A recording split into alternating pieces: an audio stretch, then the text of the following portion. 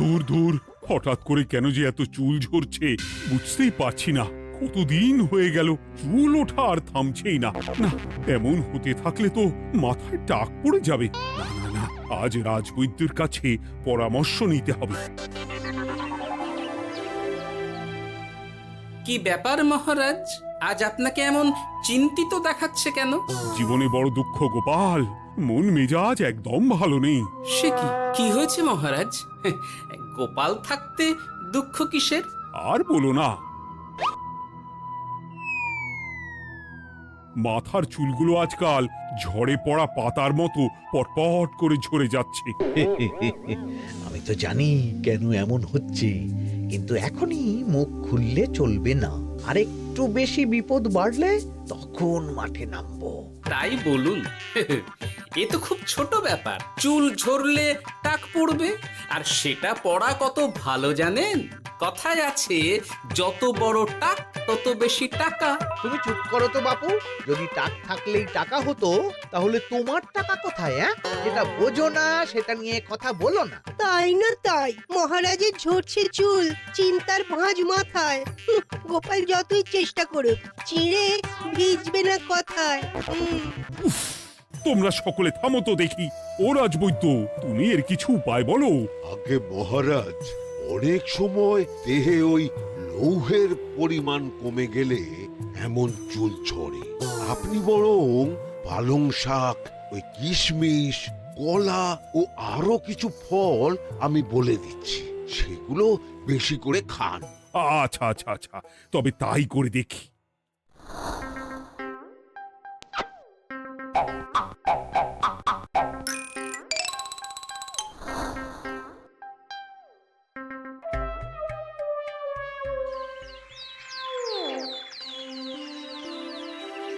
ও রাজবৈদ্য, তোমার কথা মতো শাক পাতা ফলমূল সবই তো খেলাম, চুল ঝরা বন্ধ তো হলোই না। তো জানতামই এমন হবে। কিন্তু মহারাজ, এমনটা তো হওয়ার কথা নয়। কিন্তু হচ্ছে তো। আরে আমার সাধে চুল, কোথায় চলে গেলি সব?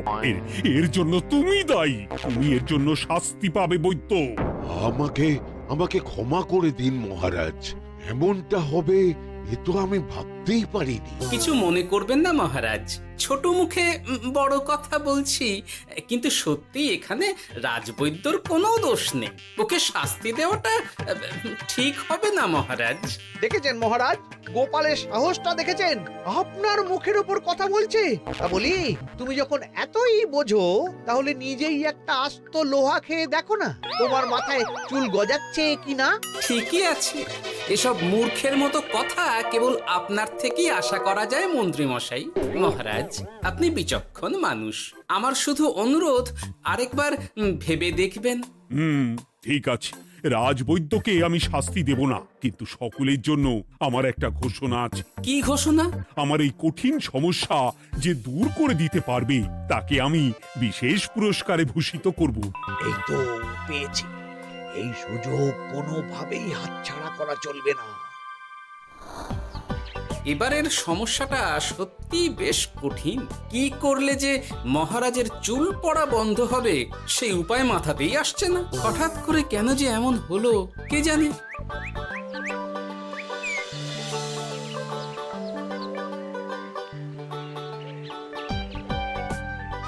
ও মা, তুমি এসে গেছো?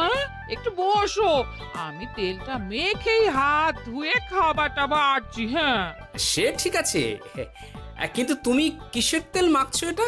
কি আবার মাথার চুলের তেল? এখানেও চুল, ওদিকে মহারাজেরও চুল ঝরে পড়া নিয়ে আমরা সবাই হিমশিম খাচ্ছি গিন্নি। আরে, মহারাজের অত সুন্দর কালো চুলগুলো ঝরে যাচ্ছে, এ তো ভারী দুঃখের কথা।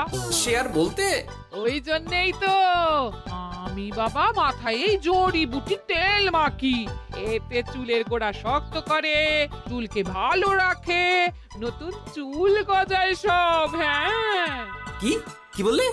নতুন চুলও গজায়? সত্যি? হ্যাঁ, বাহ, তাহলে আর চিন্তা কি?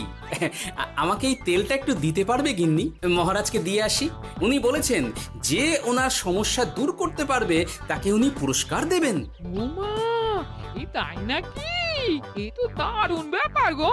নাও নাও নাও, তেলখানা নিয়ে মহারাজকে কাল দিয়ে এসো তাহলে। আর জানিয়ে দিও, দিনে 2 বার কিন্তু তেল মাখতেই হবে। হ্যাঁ, আচ্ছা, ঠিক আছে।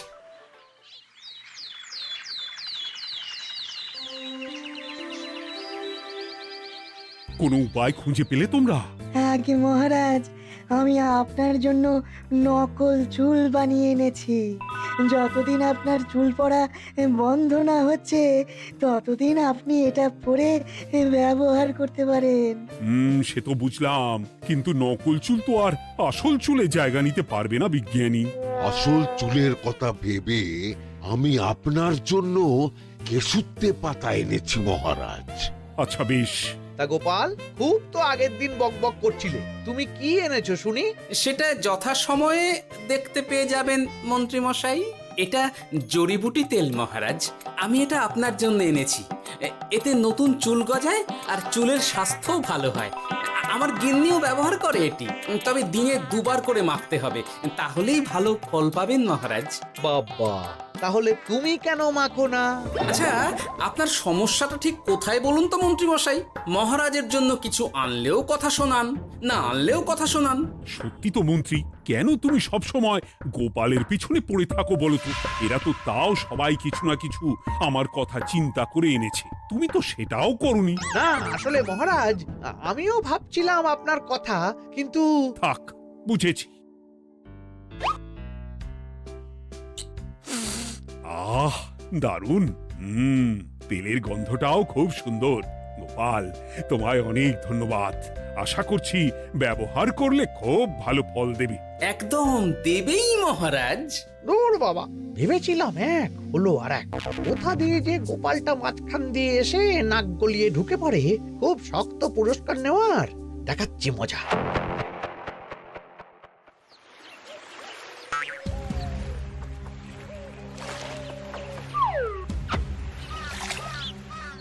এবারে গোপালের তেল দিয়েই সব কিছু তোলপাড় করব।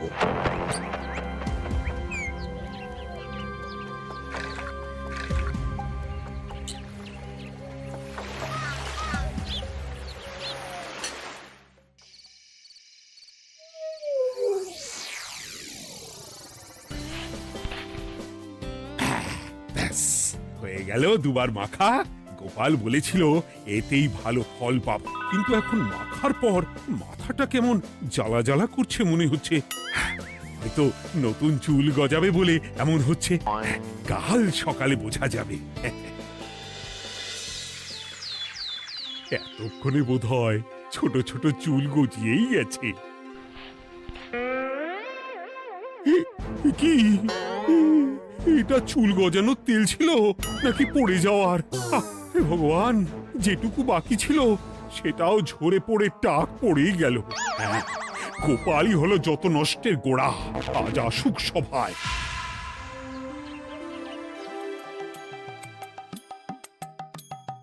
এই যে এখন এলেন উনি। ও কি মহারাজ, আপনি এমন কাপড় মাথায় জড়িয়ে বসে আছেন কেন? তুমি আর এমন প্রশ্ন জিজ্ঞাসা করো না গোপাল, তোমার দয়াতেই মহারাজের এমন অবস্থা।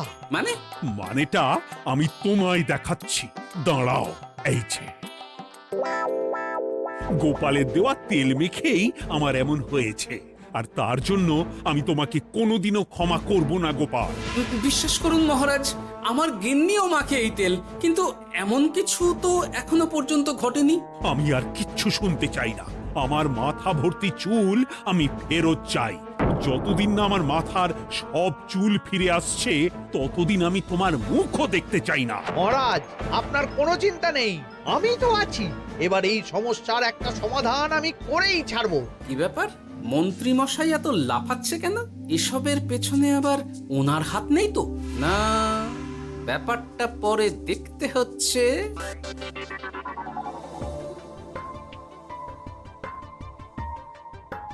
আমি বলি কি মহারাজ, এই সময়টা বরং আপনি নকল চুলটা মানে মানে পরচুলা ব্যবহার করুন। হ্যাঁ, অগত্যা, কিছু তো একটা গন্ডগোল আছেই। গিন্নিও তো রোজ মাথায় তেল মাখে, কই এমন তো হয় না। মন্ত্রী যদি কিছু করেও থাকে তাহলেও হাতে নাতে ধরবো কিভাবে? ও কি গো গোপাল দাদু, এখন এই সময় তুমি রাজসভা ছেড়ে এখানে? তোদের দাদু আর রাজসভায় যাবে না রে? কি বলছো গো? কেন? আর কেন, বিনা দোষে এমন শাস্তি। তোমায় শাস্তি দিয়েছে, তুমি শুধু বলো কে তোমার সাথে কি করেছে, বাকিটা আমরা বুঝে নিচ্ছি। আচ্ছা বলছি, কৃষ্ণনগরের মন্ত্রী মশাইয়ের বাড়িটা কোন দিকে একটু বলতে পারবেন? কৃষ্ণনগরে নতুন নাকি? আগে তো আপনাকে কখনো দেখেছি বলে মনে পড়ছে না।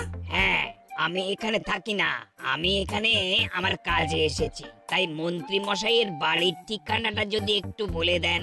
নিশ্চয়ই, এ পথ দিয়ে সোজা চলে যান, তারপর কিছুটা ডান দিকে গেলেই পেয়ে যাবেন। আচ্ছা, অনেক ধন্যবাদ।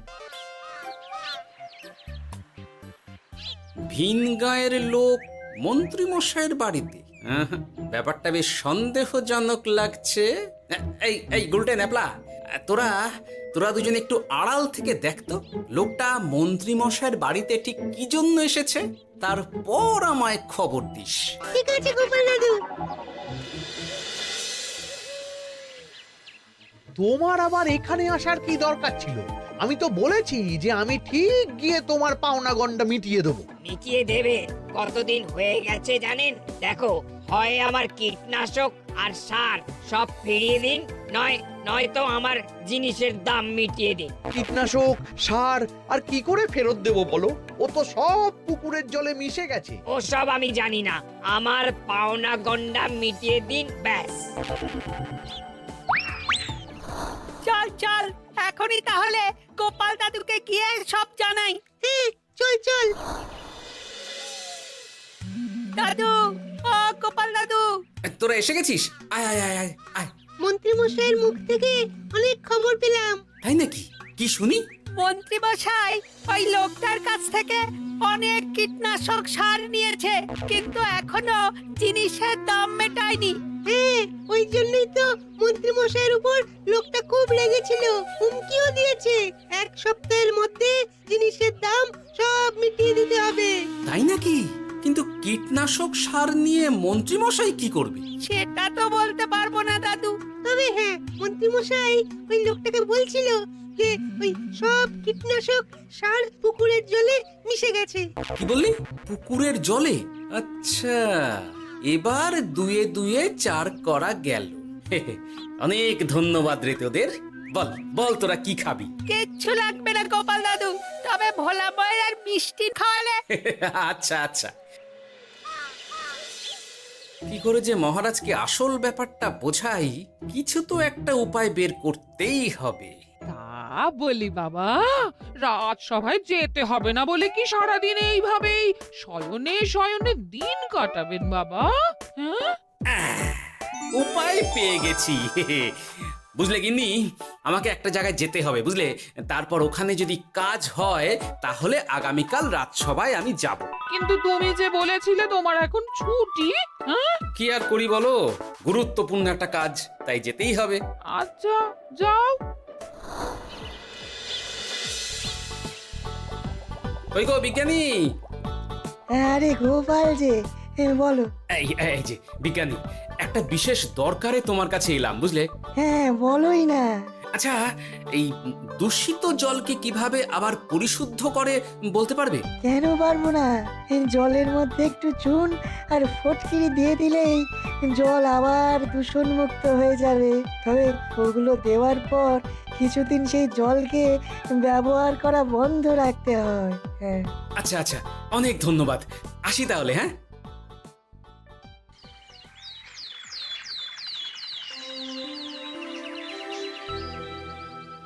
ছায়া পড়েছে, ছায়া পড়েছে। আমি বেশ বুঝতে পারছি তার ছায়া পড়েছে এখানে। কার ছায়া পড়েছে? আজকাল তোর মাথা থেকে অনেক চুল ঝরে পড়ছে, তাই না? আগে হ্যাঁ সাধু বাবা, আপনি একদম ঠিক কথা বলেছেন। ও বাবা, এই আবার কোথা থেকে উদয় হলো? আরে আমি একা গিয়ে সেই স্নানের পুকুর পরিদর্শন করতে চাই। যথা আজ্ঞা বাবা।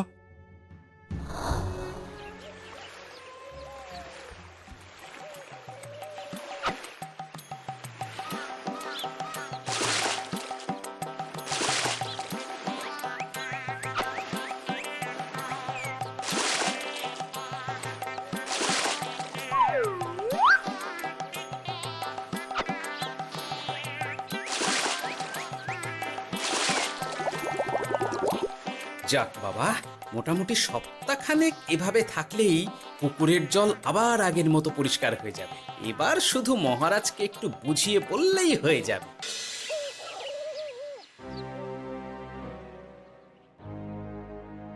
কি বুঝলেন সাধু বাবা? আমার অনুমানটাই ঠিক ছিল। পুকুরের জলে কালো ছায়া পড়েছে, কুদৃষ্টি পড়েছে, তাই এমন হচ্ছে। সে কি? কি কালো ছায়া? যত সব বাজে কথা। জল দূষণ করলাম আমি, আর দোষ পড়ছে কালো ছায়ার উপর। তাহলে এখন কি হবে? চিন্তার কোনো কারণ নেই। আমি মন্ত্রপুত ভস্য ছড়িয়ে দিয়েছি। 1 সপ্তাহ ওই পুকুরের জল স্পর্শ তো দূর, পুকুরের কাছেও যাওয়া নিষেধ। তাহলে আমার মোহরের কি হবে? যথা আজ্ঞা সাধু বাবা। ও কি, তাহলে মহারাজ এতদিন স্নান করবেন কোথায়? সে কথা কাউকে চিন্তা করতে হবে না। মহারাজের ওপরে কালো ছায়া পড়া জল পড়েছে, তাই আগে সেটা শোধন করতে হবে। আমাকে তাহলে কি করতে হবে সাধু বাবা? আমার শিষ্য গোপাল আমাকে আগেই এই বিষয় জানিয়েছিল। আমি তার হাত দিয়েই তোর স্নানের জল পাঠিয়ে দেব। তাই আগামী 1 সপ্তাহ সেই জল দিয়েই তোকে স্নান করতে হবে। কি গোপাল? দেখছো তো মন্ত্রী, গোপাল আমাকে কত ভালোবাসে। আমি ওকে কত কথা শোনালাম, কিন্তু না না না না, কাল থেকেই আমি আবার গোপালকে রাজসভায় ডেকে আনবো। আমি আসছি, আমার কাজ হয়ে গেছে। আর হ্যাঁ, তোর স্নানের পুকুরের চারিদিকে প্রহরীর বন্দোবস্ত কর। কাক পক্ষীও যেন ওখানে প্রবেশ করতে না পারে। আচ্ছা বাবা, আচ্ছা।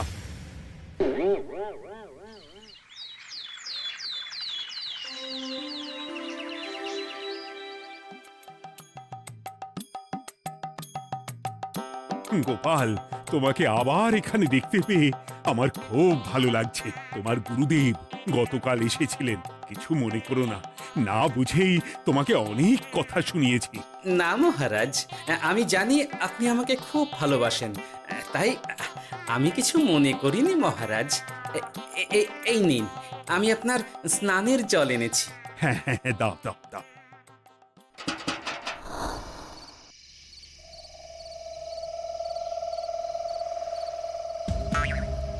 ও বাবা, পুকুরের কাছে যে গিয়ে দেখবো সে উপায় নেই। চারপাশে প্রহরীতে ভর্তি, তাহলে কি সত্যি সত্যি কালো ছায়া পড়েছে? ভালোই হলো, পাওনাদারকে বলে দেবো কীটনাশকটা জালি ছিল। হি হি।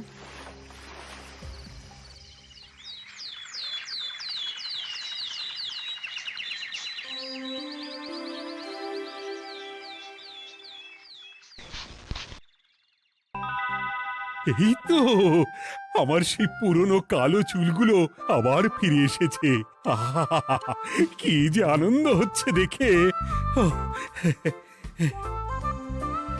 আজ 1 সপ্তাহ সম্পূর্ণ হলো। গোপালের জন্য আমার স্নানের পুকুর থেকে কালো ছায়া দূর হয়েছে। আমাকে এই সমস্যা থেকে দূর করার জন্য আমি গোপালকে 100টি মোহর উপহার দিতে চাই। ধন্যবাদ মহারাজ। দূর, আমার আর ভালো লাগে না। সব সময় গোপালই মোহর পায়, এটা তো আমার পাওয়ার কথা ছিল।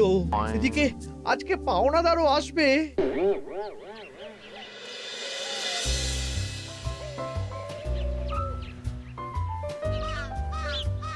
গোপাল দাদু, ওই লোকটা এসে গেছে। আচ্ছা, আসছি। এটা তো মন্ত্রীর বাড়ির দিকে রাস্তা। আমরা তাহলে ওদিকে কেন যাচ্ছি গোপাল? আপনার পুকুরের আসল রহস্যটা কি সেটা আপনি জানবেন না মহারাজ? মানে নিজের চোখেই দেখুন, তাহলে বুঝতে পারবেন। আর একটু সময় দাও আমায় ভাই, এমনিতেও তোমার কীটনাশক কোনো কাজের নয়। কি এখন এসব কথা? আর একদিনও সময় দিতে পারছি না। একটু বোঝো, একটু। সব আমি মহারাজের পুকুরের জলে মিশিয়ে দিয়েছি। মন্ত্রী, তুমি তাহলে সেই কালো ছায়া? মহারাজ, আপনার পর্দা ফাঁস হয়ে গেছে মন্ত্রী মশাই। তুমি তাহলে সবটা জানতে? একদম প্রথম থেকে। রে, খুব জোর ফেঁসেছি। এদিকে পাওনাদার, ওদিকে মহারাজ, এইখান থেকে কেটে পড়তে হবে। গন্ডগোল করে আবার পালানো হচ্ছে কবে রে? বলো, কেন করেছিলে? মহারাজ, আমি ভেবেছিলাম আপনার সব চুল উঠে গেলে আমি আপনার কাছ থেকে চুল গজানোর ওষুধ দেওয়ার নামে অনেক টাকা লুটবো। কিন্তু সেই ভাবনা ভাবনাই থেকে গেল, সেগুড়ে যে বালি হয়ে গেল। ভাবা যায় চুলের জন্য চুলো চুলি, হ্যাঁ?